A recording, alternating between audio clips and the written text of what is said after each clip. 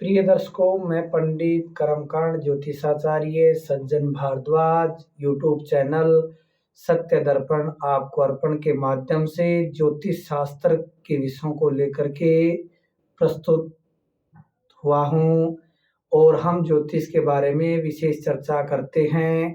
आज हम चर्चा करेंगे कि ज्योतिष शास्त्र में प्रचलित कालसर्प दोष कितने प्रकार के होते हैं एवं उनमें से जो कालसर्प दोष हैं वो कैसे बनते हैं और उनके लक्षण क्या होते हैं, उनके उपाय क्या होते हैं।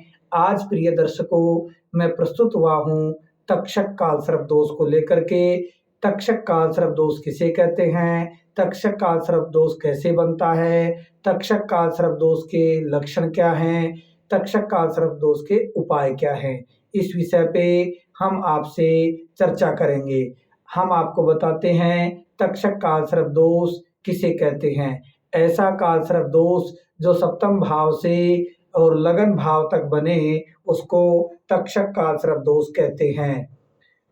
ऐसा कालसर्प दोष जो सप्तम भाव में राहु हो और लगन भाव में केतु हो और इसके बीच में समस्त ग्रह आ गए हों तो तक्षक कालसर्प दोष बनता है।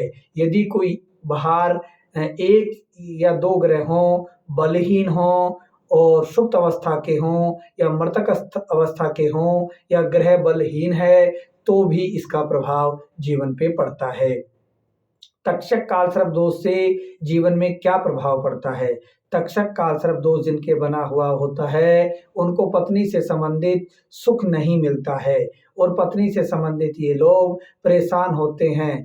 एक बार नहीं, कई बार इनका एक से अधिक विवाह हो सकता है या बिल्कुल विवाह नहीं होगा और यदि विवाह भी होगा तो ये पत्नी के दबाव में ही रहेंगे और पत्नी इन पे हावी रहेगी।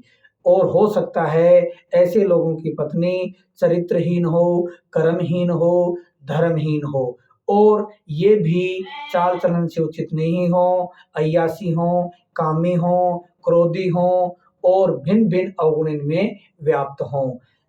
सामान्यतः हम बात करें कि इनको गुप्तांगों से संबंधित, जननेंद्रियों से संबंधित रोग हो सकता है और इनको एलर्जी, इन्फेक्शन और त्वचा के रोग भी देखे जा सकते हैं। अब बात करें अष्टम भाव में होने से इनको गुदा से संबंधित एवं किसी जननांग का बड़ा रोग होकर के इनकी मृत्यु हो सकती है। भाग्य में ये भाग्यहीन रहेंगे और बहुत प्रयास करने के बाद भी इनका भाग्योदय नहीं होता है और बहुत सी परेशानियां भाग्य से संबंधित इनसे जुड़ी हुई होती हैं। भाग्य के साथ साथ हम बात करें इनके व्यापार की तो इनको व्यापार से संबंधित भी बड़ी समस्याएं झेलनी पड़ती हैं। व्यापार में स्थिर नहीं रहते और इनका स्वभाव भी अच्छा नहीं होता, चिड़चिड़े स्वभाव के होकर के जिद्दी होते हैं और इनकी मानसिकता बिल्कुल ही प्रभावी होती है और ये अल्पज्ञ मानसिकता के होते हैं। और अल्पज्ञ मानसिकता के साथ साथ इसमें संस्कार, शिष्टाचार नहीं होता है। शिष्टाचार, संस्कार और अच्छी आदतें न होने के कारण और इनमें बहुत सी कमियां होने के कारण ये व्यापार में भी लोगों से अपना विचार मिला नहीं पाएंगे और इनको व्यापार से संबंधित अच्छा लाभ नहीं मिलेगा और इनका शारीरिक, मानसिक, व्यापारिक शोषण होता रहेगा। लाभ की बात करें, जो व्यक्ति धर्मशील नहीं है, कर्मशील नहीं है और शिष्टाचार, संयम और व्रतशील नहीं है, नियम संयम से नहीं रहता है एवं दूसरे का आदर भाव नहीं कर सकता, जो संस्कारहीन हो वो क्या लाभ कमा सकता है।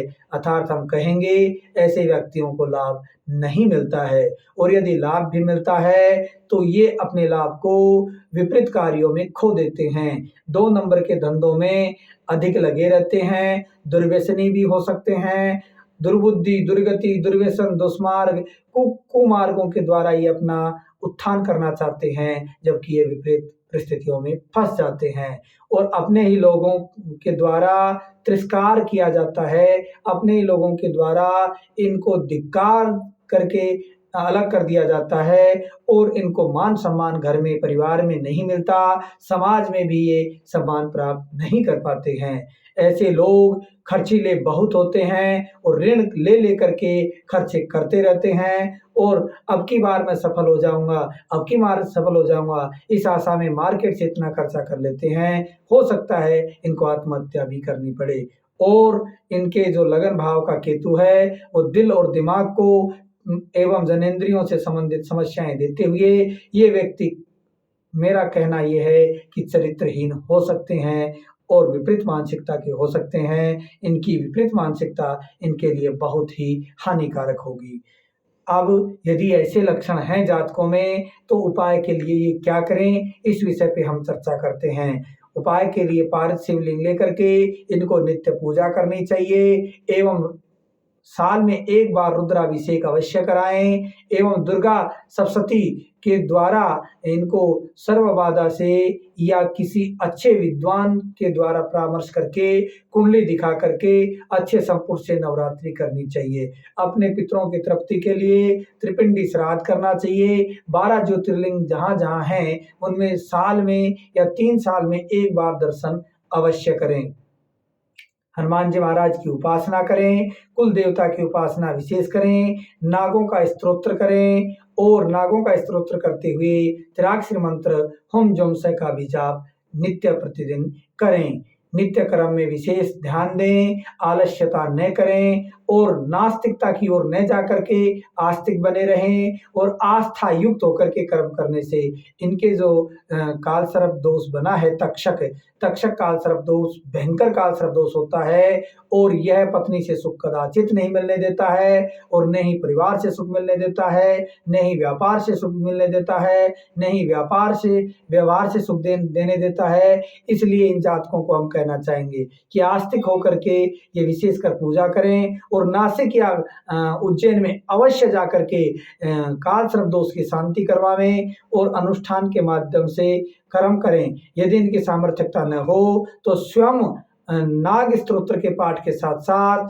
मोर के पंख को धारण करें एवं सिद्ध काल सर्प दोष यंत्र की स्थापना करके नित्य उसकी पूजा करें एवं काल सर्प दोष से संबंधित जो भी विषय हैं उन पे विशेष ध्यान देते हुए अपने जीवन को सुखमय बिताएं। हम आशा करते हैं कि आपका जीवन सुखमय हो, मंगलमय हो, सफलतामय हो और आपको अच्छे सुख प्राप्त हों।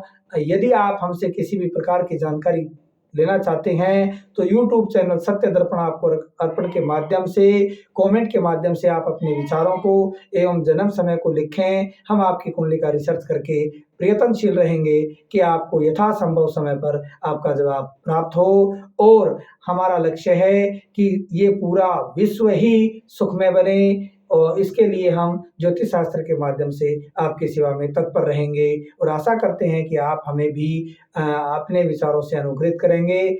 और जब तक हम अगले वीडियो में नहीं आए तब तक आप सभी दर्शकों को राधे श्याम, सीताराम, जय श्री राम।